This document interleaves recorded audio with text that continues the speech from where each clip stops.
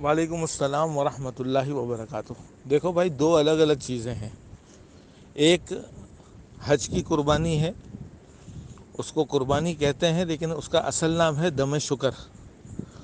جو حاجی حج تمتع کرتے ہیں یا جو حاجی حج قران کرتے ہیں، حج تمتع اور حج قران کرنے والے حاجی حج کے ساتھ عمرہ بھی کرتے ہیں۔ اس کے شکرانے میں ان کے اوپر ایک قربانی واجب ہوتی ہے، اس کو دم شکر کہتے ہیں۔ اس دم شکر کا بقر عید کی قربانی سے کوئی تعلق نہیں ہے، ٹھیک ہے جی۔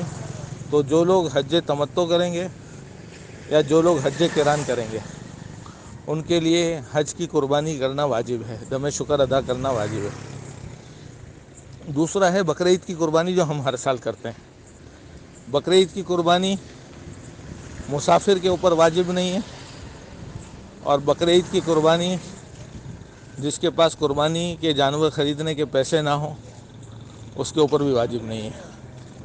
اگر کوئی آدمی حج کے لیے جاتا ہے اور وہاں اس کا قیام 15 دن سے زیادہ ہے، 15 دن یا 15 دن سے زیادہ ہونے کی صورت میں وہ وہاں مقیم ہو جائے گا، اور اس کے پاس اتنے پیسے بھی ہوں کہ وہ قربانی کا جانور خرید سکے، تو پھر اس صورت میں اس کے اوپر بقر عید کی قربانی واجب ہوگی۔